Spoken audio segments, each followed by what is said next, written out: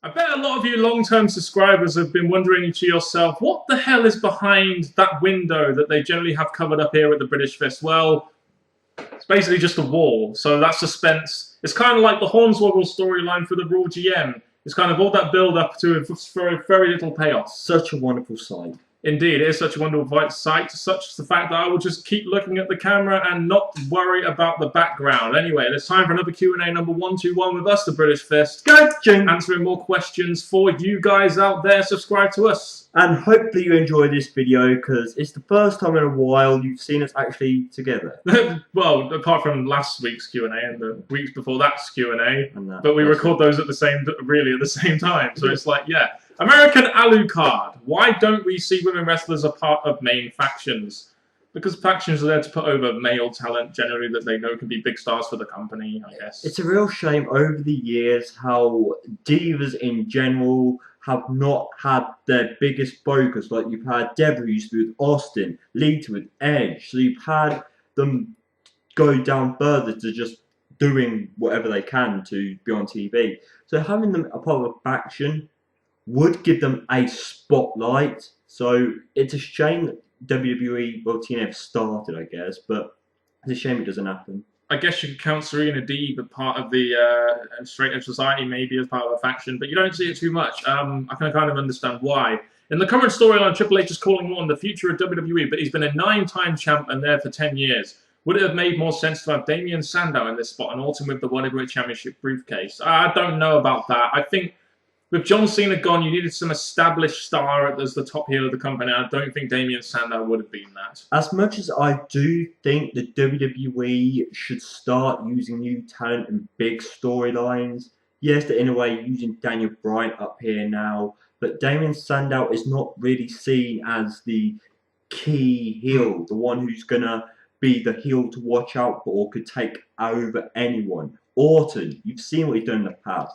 He is the heel that is rightfully used in the main event. And he's still, he's been in the company for 10 years, but he's only in his early 30s, so it's not like he's really old or anything like that. Nevada JSP, top 3 sexiest female wrestlers of the present. Okay. Mickie James, I think, is quite sexy, personally. Even though she's left TNA now. Victoria or Tara, I always thought she was quite sexy as well. She's also left now, TNA. I guess for me personally, AJ Lee. A lot of you may disagree with me there. Go on, NJ, you just give us one. I don't know. If I had to give a present, it really sucks because all the good-looking ones have left. But present, you could give it to someone like... I can't think. Are you struggling to think? You're like delaying it, like maybe something will come to mind. Yeah. But right now, there's no one. We could have given it to Taylor Hendricks, but Taylor Hendricks is the perfect, sexy female wrestler, but she's gone now as well. Black Fox 86 for NJ. Would you challenge R-Truth in a match for the legal rights to use the "What's Up" catchphrase? I think I'm going to answer that on your behalf. Yes. Yeah, as much as I would, yes, all that crazy ass jazz. I've already copyrighted it. He hasn't used it in a while and only started to use it again because he's seen our videos. Let's hope that this time around he can actually pronounce the city correctly and not be in some other city like Green Bay, Wisconsin! Boo! Armstrong 2307GA. With Brooke Hogan gone from TNA, do you think Hulk will be gone when his contract expires at the end of the year? Yep.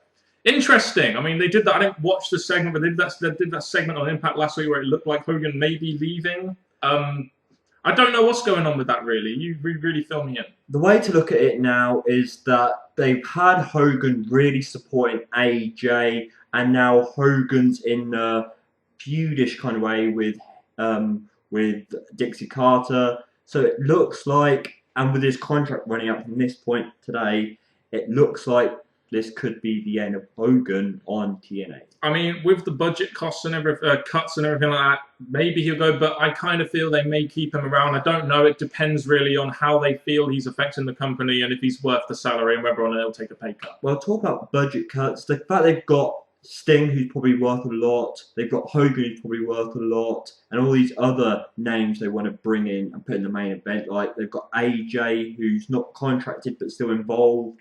And all the other big names in TNA. I think it'd be wise to get rid of one of the two tops. Yes, and they got rid of Wes Briscoe. That's another good one. Liberty Bell. How much longer will the Shield angle go on? Some question for Aces and Eights. Same question for Aces and Eights. Oh, that's interesting. The Shield angle, I think, will go on until probably next year, until they can sort of branch out into single stars. When I look at the Shield, the fact that they were going to go into a fade out, no one really cares attitude, but when the WWE put them with Triple H and Orton and all that, they've been saved. So I think it's going to go on as long as that, and then when they start losing their championship. So yeah, sometime next year. As for Aces and Eights, well, they've kind of already started to disband. Thank fuck for that, and hopefully it'll end up Bound for Glory. To be honest, there's only 2 members left, unless you count Buddy Ray, and he's going to be the one to go to the long path. So the other 2, I could see it being gone before Bound for Glory, unless they do one throw-in match at Bound for Glory to get rid of the last member. Shows you how much that group never really mattered. The only person that really ever mattered was Bully Ray. They've got rid of Doc. They've got rid of Mr. Anderson. Mr. Anderson now. They got rid of Wes Briscoe. Garrett Bischoff won't be far behind. So many people in that group have just gone. It makes it seem so pointless, and it was a pointless thing. It's one of the reasons I stopped watching. RPG Rich Porter. Sorry, is it me? But now that Taryn Terrell is pregnant, it seems like TNA only have 3 knockouts that can wrestle. That's true. I mean, their knockouts division is incredibly depleted, even though they've done a Lady Tapper hype video. But it's true. If we've only 3 knockouts, you can hardly call it a division anymore. When I look at the knockouts from this point today, it's only Gail Kim that's there. Velvet Sky, she's not really wrestling, so you could say Velvet Sky and Gail Kim. But to be honest, yes, with the releases that we've mentioned before, we are narrowing down to just a few good knockouts left. Your thoughts on AJ Styles asking his fans on Twitter if they would like to see him anywhere else? Oh, that'll all be part of the storyline advancement. I guess they kind of brought the contract thing onto Impact Wrestling now, so I imagine they'll use that as part of the storyline, and that's AJ just playing up this contract storyline they're doing now between Dixie and Hogan and him. And we've had Dixie rip up AJ's signed contract to make it look like he's still not in it, but I really don't think AJ's going to be anywhere else apart from TNA. I don't think so either. Where does Chris Sabin go from here? X Division? There's nowhere else he can go. He's not good enough to be past the X Division, in my opinion. Even though he's trying to bring himself up by having segments with Jeff Hardy, Austin Aries, trying to fight his way back to the top, I think the fact that he's now involved in a possible big X Division tournament, I don't think he's going to be able to branch that much higher yet.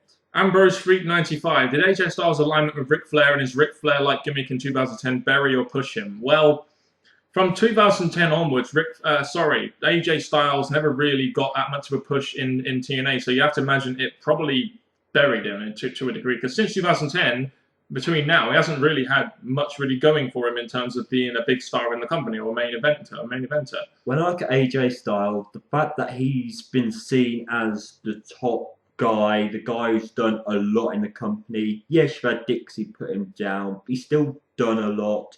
So I think the fact they're trying to bring him back up, because it's been a while since he's done anything, which Dixie pointed out, I think this might save him. But at the same time, I don't think it's ever so needed. The Toon 99. There's a rumor Undertaker might face Lesnar at WrestleMania 30. Would you rather that or have him face John Cena? Undertaker versus Lesnar or Undertaker versus Cena? I must admit, at some point I would like to see Undertaker versus John Cena. I really would. I think it's one of those WrestleMania matches that just has to happen down the line. But Taker versus Lesnar has a certain ring to it as well, in my opinion. As much as I should not want to see Cena get something that CM Punk has got at this current point in time, which is to face Taker at WrestleMania, when you think of Taker, the reason he's taking time off is, number one, his body's not what it used to be, and he's staying recovered, ready for WrestleMania. But to go against Lesnar, who could bust someone open with one punch, I don't think that's going to be great for Undertaker at this moment in time. American Alucard. Will Sami Zayn ever escape the LA chance? Well, why would he want to escape the LA chance? That's one of the things that might help him get over. I mean, as El Generico, they were quite popular. They're starting to get very popular in the NXT. Will they go to the casual fans? Who really knows? As much as chants do get good crowd reaction and stuff, chants can also be annoying. So when he comes into the WWE, we got the yes, we got the what, then we get the ole when he comes in. It could get annoying, but at the same time, we can't really shut them up. Don't forget the other popular one. No. If Paul Heyman is supposedly going to manage a diva as a Paul Heyman girl, who should it be and why? From NXT, I would say Paige, but I would prefer Paige to actually be on her own. Maybe someone like Tamina or something like that, you know, even though she's now AJ Lee's bodyguard. As much as we could use Paul Heyman to bring up a talent new, like he's brought up Curtis Axel. He's already got 3 now, hasn't he? Lesnar, Axel, and Ryback. So adding a 4th to that, no, I don't know. If we had a woman, you know, AJ's playing the heel role, so that's another thing on AJ's built-up stuff that they've tried to do with her. So I'd say yes, I think go with someone new, a new diva they want to bring in fast. If any Liverpool supporters out there, I know this may be a bit late, but Liverpool have just scored. Daniel Sturridge against Sunderland, 1-0. Howard Starr, if you could reverse factions by putting aces and eights in WWE and the Shield in TNA, which group would come out on top? Probably the Shield in TNA, because the aces and eights in WWE would just fail. As much as the WWE creative team could possibly do more with the Buddy Ray character and possibly Mr. Anderson this time round, I think with the Shield and just the way they are as performers and the likability of them, they'd be better in TNA. J Miners 1234. If Mick Foley came back to put one more person over, would you rather it be Dolph Ziggler, Dean Ambrose, CM Punk, or Bray Wyatt? Now, I suppose when looking at this, I'm wondering to myself what superstar would have more future potential in WWE. I don't think having Punk against Foley would really do too much. I think Punk is already at a level where he doesn't need to be put over by Foley. Dean Ambrose is at that kind of level where he's the US champion. One big match could help get him over a little bit more. I think Dolph Ziggler would benefit from it. Bray Wyatt I don't think would benefit from it just yet. He needs time to establish his character. So Ziggler, I'm stuck between Ziggler and Ambrose, but I'd rather it be Ambrose if they're going to branch him off as a singles guy down the line. Well, I've got 3 there. I think Ziggler because they tease it. I think Ziggler still needs something to make him credible. So a feud with Mick Foley would do that. Ambrose, you know, the heel guy, and Foley comes save the day. And I think Wyatt, in a way, because if they're trying to make Wyatt this monstrous character, the fact that Mick Foley, if he was in better shape and ready for it, he could put his body on the line to put the Wyatt monster character over, but to cut it down, Ambrose. If Bully Ray and D1 came back, would WWE give Bubba a main event run like he has in TNA or make them a tag team again? I don't know. I'm not sure. I mean, I think they could be used as a tag team. But I think a Bully Ray, I don't think he'd get a main event run in WWE, personally. I think TNA giving him a main event run, I don't think WWE would actually want to do that with Bully Ray. I think after WWE watching the Bully Ray character do as well he has done, and probably WWE liking the performances and the promo work he's done, I think there's a chance, maybe not straight away, he could become a WWE main eventer. Do you see main event material in Curtis Axel? I think the main question we have to ask here is, with Curtis Axel, without Paul Heyman, would he be a main eventer? I don't think he would, personally. Curtis Axel's got a gimmick or a character that is more main event worthy than Bunkasaurus, Fandango. So those no. Curtis Axel, it depends if he weren't with Paul Heyman, how they brought him in and who they feuded him against with first. Like, I think him against Jericho would have been a lot better than Fandango and Jericho. So I think it just depends on how they brought him in. I'm going to love answering this question. The Hypercam Clips. Mr. Parkin, do you think it's funny that your business-minded mentality is being made fun of on Raw? I find it hilarious how guys like Triple H and Vince McMahon look like stubborn, narrow-minded douchebags who have no understanding of what works in today's era whenever they use their business arguments. It's also clear that the fans disagree with all those wrestling arguments that you tried to use in the past. Yeah, because wrestling is real, isn't it, you dickhead? Okay, I think what you've got to understand here is this whole what's best for business. It's not real. They're not really trying to do what's best for business. They're trying to do what's best to get these guys over as heels so you fucking hate them.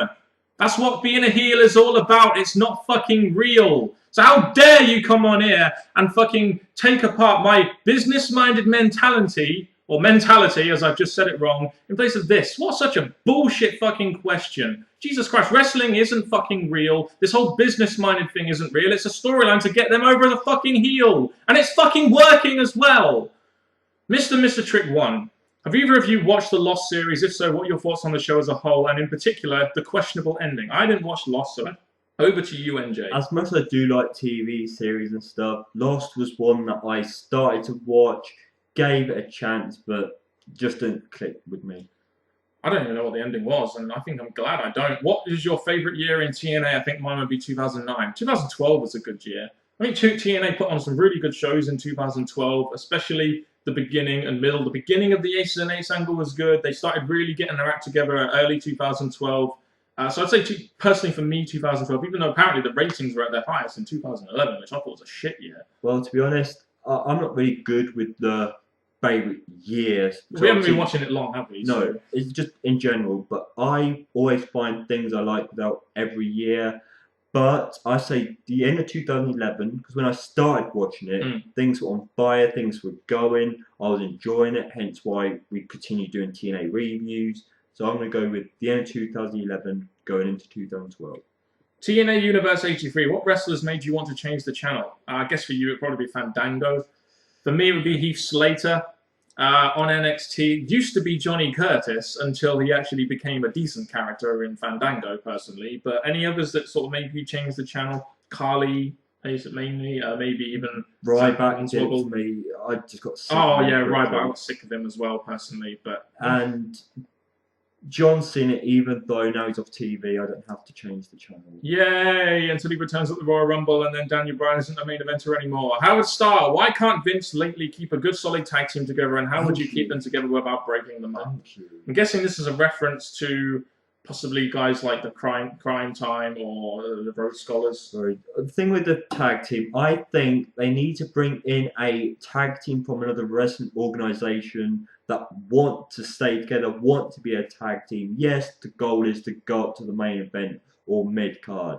But I think they need to bring in a young two wrestlers who want to make a career for themselves, keep them as a tag team because they want to be a tag team, and just push them as far as you can. Don't you dare let it be Eddie Edwards and Davey Richards, a.k.a. the American Wolves. They would suck the excitement out of any fucking arena. D-Line.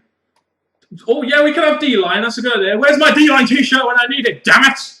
Push D-Line. There we go. Name some shortest matches from any pay-per-view that would have gotten a bit longer. Kane and Chavo.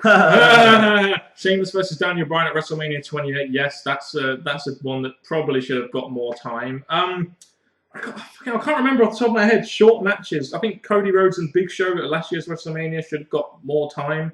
WrestleMania 28, sorry. They only got about 5 minutes. Vince and Brett. Oh, yeah, that should have gotten 50 minutes. That should have done. Oh, yes. Oh, my God. Yeah, I can't really think of too many, to be honest. It's kind of a bit off the cuff. But if you have any suggestions, let us know in the comment section. But the 18-second one, yeah, definitely, that's one that stands out to me. You really think they could have put on a good show at their biggest event of the year, but never really got the chance to. Anyway, last question. Renegade Man 83. Do you think AJ Styles will jump to the WWE when his contract expires, and do you think it is the right time? Seeing the lack of baby faces right now that Cena and Sheamus are out of action for 4 to 6 months, it may be the right time, or do you think he should stay as he is the face of TNA and will most likely beat Bully Ray for the TNA Championship at Bound for Glory? I think he should stay at TNA. Just because Sheamus and Cena are out, it doesn't mean that AJ would come in. I mean, Cena and Sheamus are quite clearly going to be main event top guys for WWE, and would quite clearly, WWE wouldn't push AJ Styles anywhere near how much they would push those two guys. The way I see it is that every wrestling company needs their guy. Like in TNA, AJ Styles, clearly. In WWE, yep. In RH, they probably have a top guy now, don't they? Oh, yeah, fuck it, alright. Well, you see, every wrestling company needs their top guy. I think AJ Styles for the longest time has been theirs. In WWE, yes, he'd get paid more and he'd probably want a career there, but I think he's going to be doing a lot better, if booked better now, in TNA.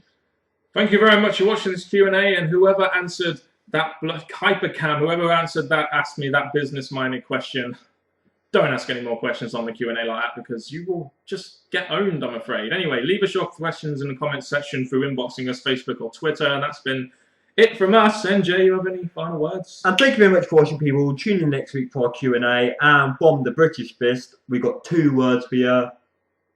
What's up?